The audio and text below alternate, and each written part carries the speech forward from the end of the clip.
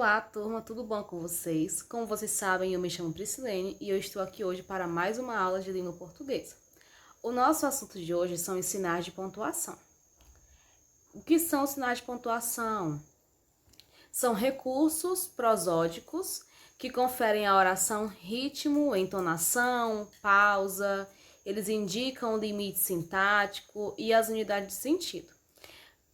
Para que, professora, que nós precisamos de um sinal de pontuação?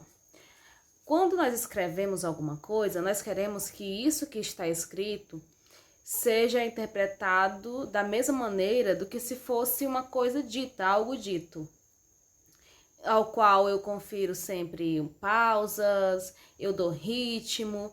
Então, o sinal de pontuação, ele tem esse papel de mostrar para o leitor que ali tem uma certa entonação, que ali tem um certo ritmo, que naquele momento precisa de uma pausa, que naquele momento precisa encerrar um período, encerrar algo que estava sendo dito.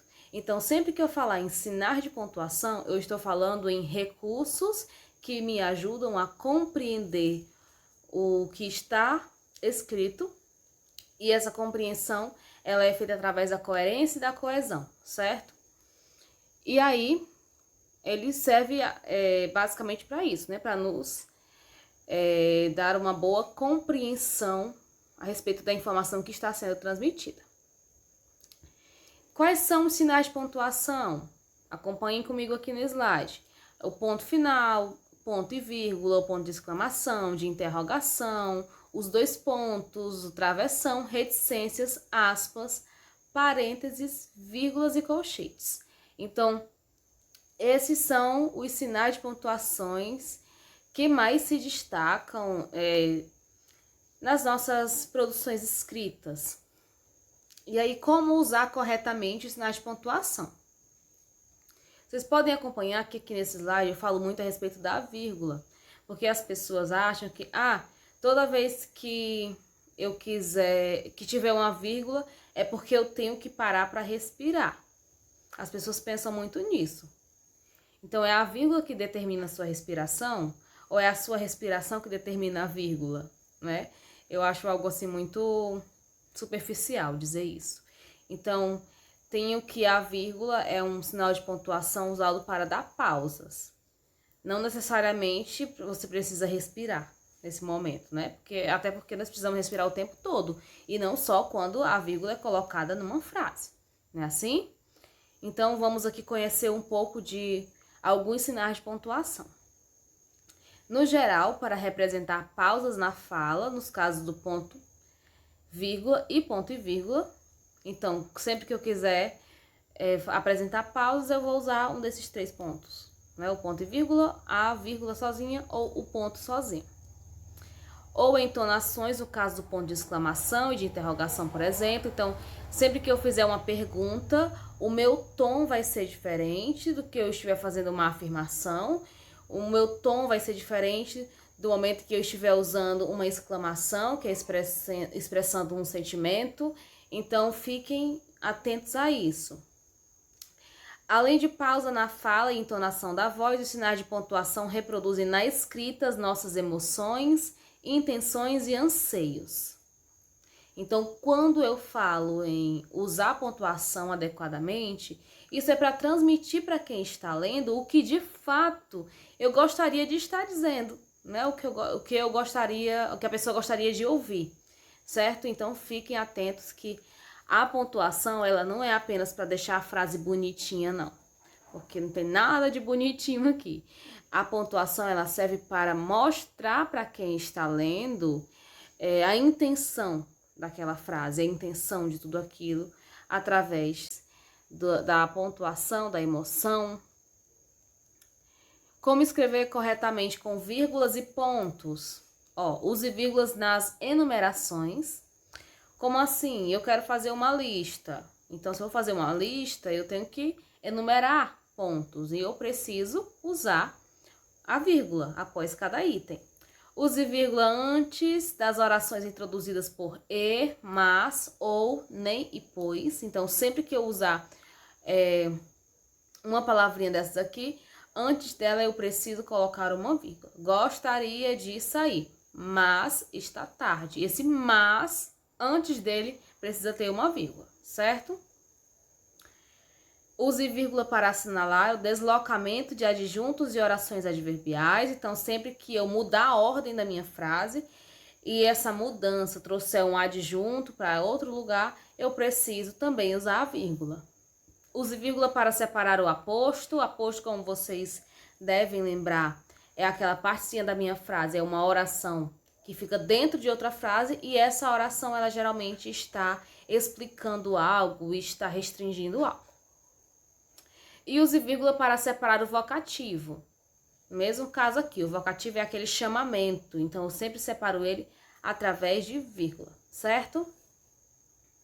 Quando não se pode usar a vírgula, agora é o contrário, né? O não. Eu não posso usar a vírgula quando?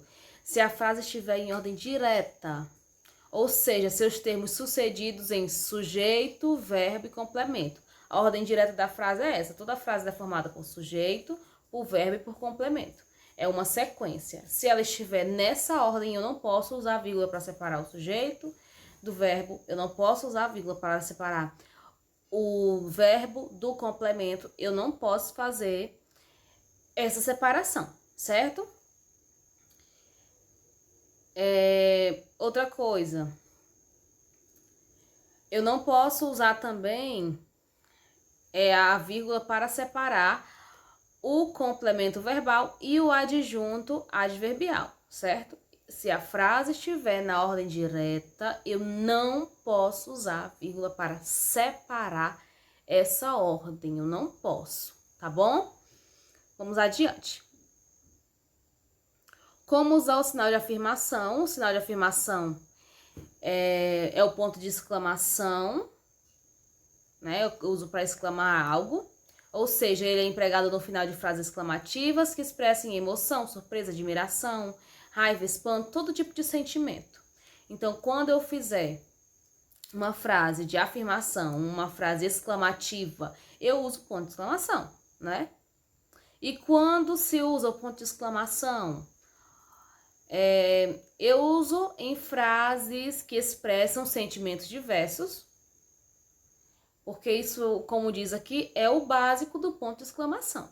Então, o ponto de exclamação serve para exclamar. Simples demais. Por exemplo, que bela noite de lua. Olha, eu estou exclamando. E como eu estou exclamando, estou mostrando o sentimento aqui nessa frase, eu também estou usando o ponto de exclamação. Eu acredito que a pontuação que vocês tenham mais dúvida para usar seja mesmo a vírgula, mas sabendo daquela